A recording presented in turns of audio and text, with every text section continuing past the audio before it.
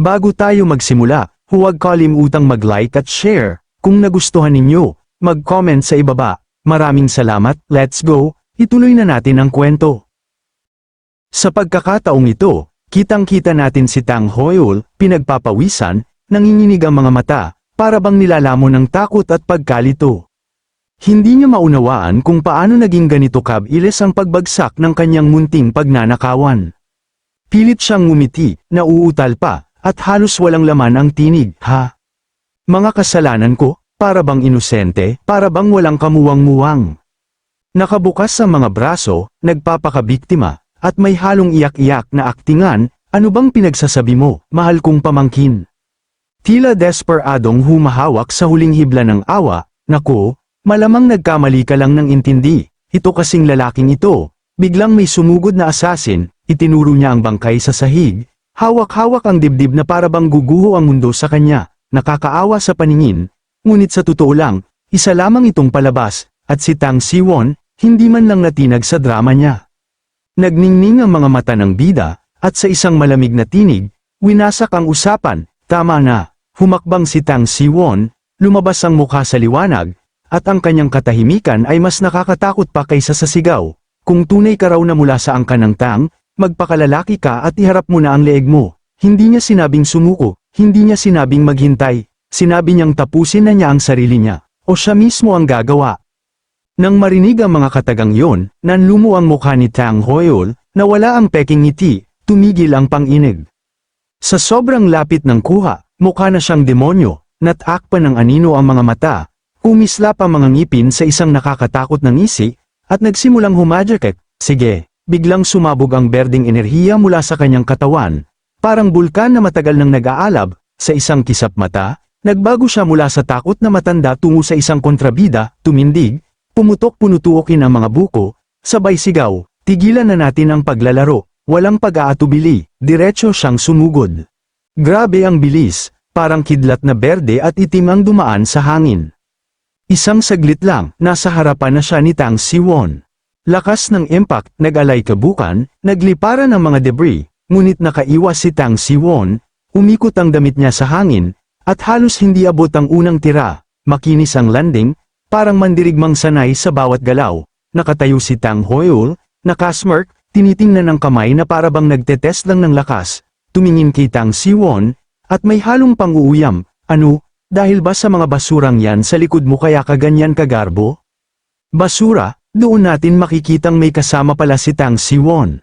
Dumating na sa eksena ang dalawang alagad ng sekta ng MA, sina Du Hayong, ang future Sword Queen, at ang kaibigan nitong si Chonyon. Nakatayo sila sa likod ni Tang Siwon, nakaabala na ang mga armas, handang lumaban. Ngunit si Tang Hoyul, tinawag lang silang basura, inis na inis si Chonyon, nag-aapoy ang mga mata, at sumigaw, tumahimik ka, hayop ka. Gusto na niyang sumugod, ngunit hinawakan siya ni Do Hayong sa balikat, pinigilan, Chonyon, huwag kang padalos-dalos, kalmadong tinitimbang ni Do Hayong ang sitwasyon, kahit hamina na ang angka ng Tang, alam niyang hindi dapat maliitin si Tang Hoyul, buti na lang pareho silang pinadala ng master nila, dahil ngayon pa lang, ramdam niyang kapantay niya ito.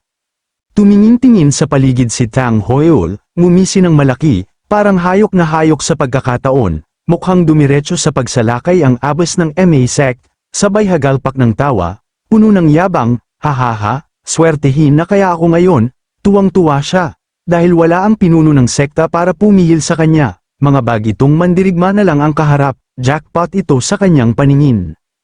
Nainis na si Do Hayong, Tang Hoyul, kahit wala ang master ko, walang magbabago, humakbang siya, kumislap sa liwanag ng buwan ng mahabang espada, itinutok mismo kay Tang Hoyul, mestiza at parang tunay na mandirigma ng katarungan, sumuko ka na gaya ng mga tauhan mo, at baka iligtas ko pa ang buhay mo. Naguluhan si Tang Hoyul, sumuko, tumakas silang lahat, ha, inis niyang mura ang mga tauhan, bad trip pero hindi naman takot. Alam ni Tang Siwon ang laro ng kanyang tiyuhin, puro pagpapanggap, puro pakitang tao, naghihintay ng sandali para mahuli sila off guard, habang nagrereklamo si Tang Hoyul. Pabulong niyang binigkas, eto lang, soul-seeking arrow, solusyon na, biglang nagbago ang ekspresyon ni Du Hayong, gulat na gulat, alam niyang kayang pumatay ng soul-seeking arrow kahit peak realm martial artist, ngunit huli na, umaatake na siya. Una, isa muna kayo, nag-init ang kamay ni Tang Hoil sa pula, isang kisap, umailan lang sa hangin ang sinag ng pulang liwanag, isa sa mga ipinagbabawal na armas ng Jianghu, ang soul-seeking arrow, proyektil na kusang tumutugis, dinisenyong pumatay agad, sumigaw si Duhayong kay Chonyon nang diretso sa mukha nito ang arrow, natulala si Chonyon sa takot, nanlalaki ang mata, itinaas ang espada, ngunit huli na, ilang sentimetro na lang sa kanyang mata ang dulo ng arrow. Biglang may lumabas na mga itim na hibla, nag-krus-krus sa harap ng mukha ni Chonyon, bumuo ng lambat. Tumama ang soul-seeking arrow sa pader sa likuran, sabay hatak sa kanya pakaliwa, at sinalo siya ng bida nang mabangga niya ito. Hingal, gulat, nanginginig si Chonyon, saan nanggaling yung arrow, at itong mga sinulid, tumingala siya, napagtantong hawak-hawak siya ni Tang Siwon. Mahusay nitong minamanipula ang manipis at matatalim na alambre na halos di makita sa dilim. Napagtanto ni Duhayong ito pala ang pangunahing sandata ni Tang Siwon, iniligtas siya nito, kung wala siya, patay na si Chonyon, nauutal ang tinig, salamat, nanginginig pa rin sa lapit ng kamatayan. Nagchimis si Tang Hoil, walang bakas ng pagsisisi. Sayang, dali ko sanang natapos isa sa inyo. Tumayo, nag-adjust ng tindig, mukhang naiinip na. Walang hiyakang kontrabida ka, sigaw ni Duhayong, bumalik ang tapang. Tumawa lang si Tang Hoil, walang hiya, mga bata pa kayo, hindi nyo alam ang kasabihan sa Jianghu. Umikot siya, kumislap ang damit, patay, walang investigasyon, inilabas na niya ang pangunahing armas, isang letigo, ngunit hindi ito ordinaryong letigo, gumagalaw na parang buhay, ipinutok niya ito, may dalang shockwave sa buong silid, humagupit, dumami ang mga anino, sabay-sabay silang inaatake, sumabog ang sahig, nagkagulo ang alikabok, gulo, kaguluhan, parang mismong impyerno. Halos hindi makaiwas si Chonyon, likod ng likod, desperado. Si Duhayong, palaboy na humahagupit ng espada para mapigilan ang mga tira.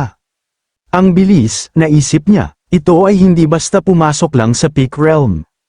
2 lebel ang agwat sa akin, napagtanto niyang talo sila kung isa-isa. Bulong niya kay Tang Siwon gamit ang teknik nila, binatang Master Tang, sabay tayong umatake. Ako na mag-uutos, sundan mo lang ako, sumulyap si Tang Siwon, walang kahirap-hirap na tinataboy ang letigo gamit ang punyal. Tanggi ako, ha? Tumanggi talaga, dagdag niya, ako ang mag-uutos, natigilan si Duhayong, sandali lang, binatang Master Tang, ngunit pinutol siya ni Tang Siwon, kung hindi mo ako susundin. Umatras ka na lang, ako na mag-isa. Seryoso, malamig, walang bakas ng tiwala, nakaiwas si Duhayong sa isa pang atake, habang si Chonyon, puro survival mode lang, naguguluhan si Duhayong, ano bang gusto nitong patunayan? Biglang may ataking dumiretso sa kanya, at sa gitna ng kaguluhan, umalingaw-ngaw ang boses ni Siwon sa kanyang isip na parang commander ng digmaan. Umatras ka, tapos lipat sa kaliwang itaas. Halos automatic na tumugon si Duhayong, tumugon sa tamang oras. Sumabog ang letigo sa pwesto niya kanina, nag-iwan ng napakalaking shockwave sa lupa. Gulat na gulat siya, nakaiwas siya, napagtanto ni Duhayong na nakadikit si Tang Siwon sa bawat galaw ni Tang Hoil. Tama ang taya niya sa direksyon ng atake, pero paano niya nalaman na nahihirapan siya? Naiinis na si Tang Hoil, tingnan natin hanggang kailan ang swerte mo. Galit na galit siyang humagupit kung saan-saan, lumikha ng unos ng mga atake.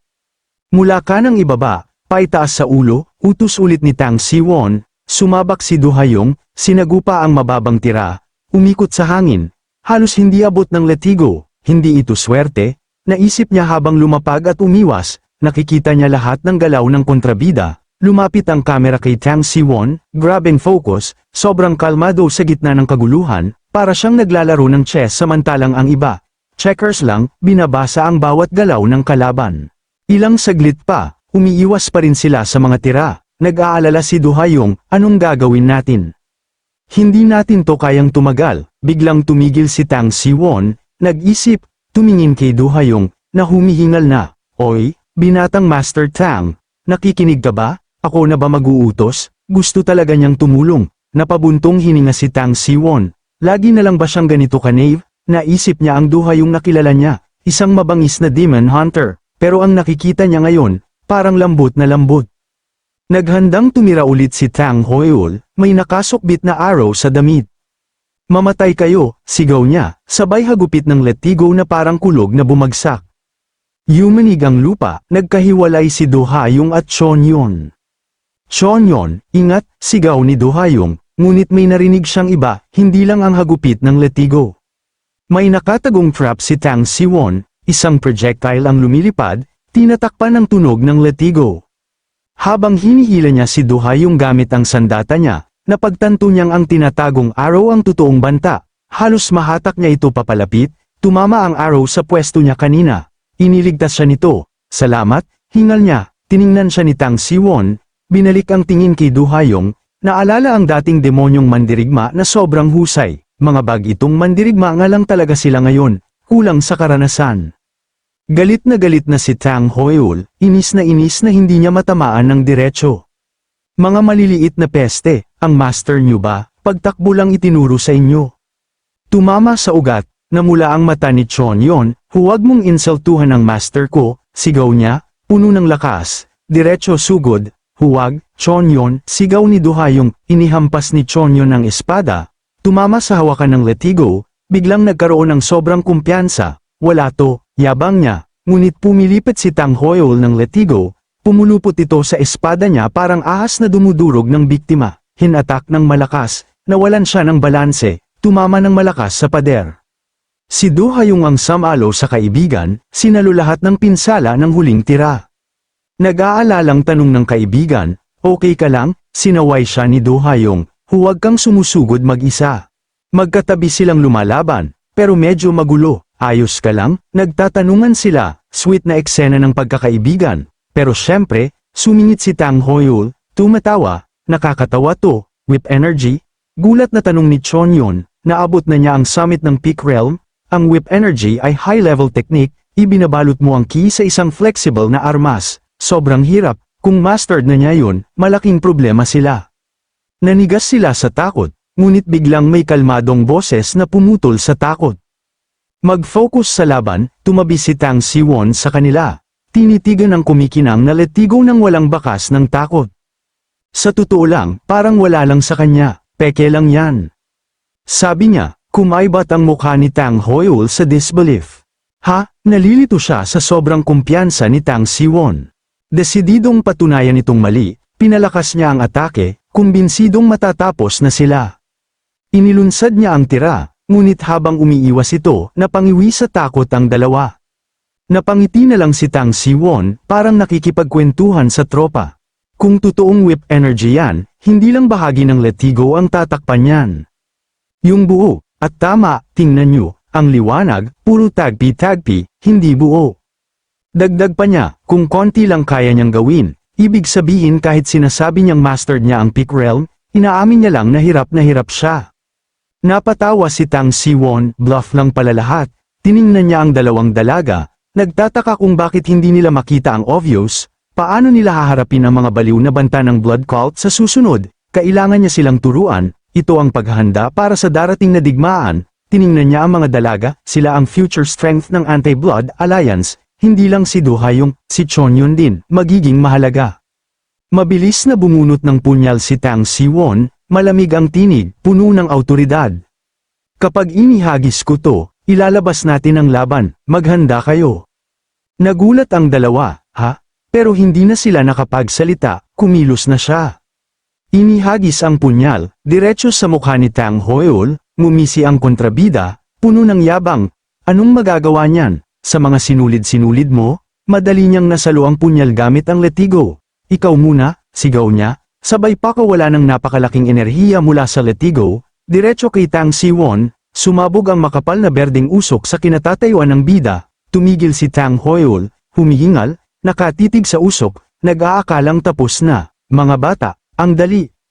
Pero nagkamali siya, nasa labas na silang lahat, nakaposisyon sa open area, nakatingin kay Tang Hoyul na tumalon mula sa gusaling pinanggalingan nila at lumipad sa himpapawid, lumapag siya sa harap nila, mabangis ang anyo. Baluktot ang mukha sa kasakiman at uhaw sa dugo. Tatakas na? Akala niya takot sila. Pakakawalan ko na kayo ng mapayapa. Tumigil na kayo. Hinawakan ng mahigpit ang letigo. Handang habulin sila. Iba na ang mood, hindi tumatakas si Tang Siwon, nagre-reposition lang siya.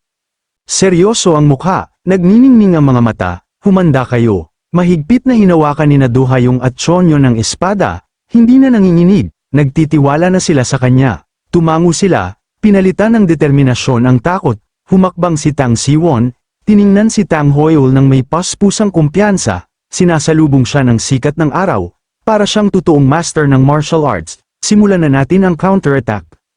At tulad ng sinabi niya, ginawa niyang matalinong opensa ang desperadong depensa, dito na magsisimula ang totoong laban, isang digmaan na magtatakda kung sino ang tunay na makapangyarihan.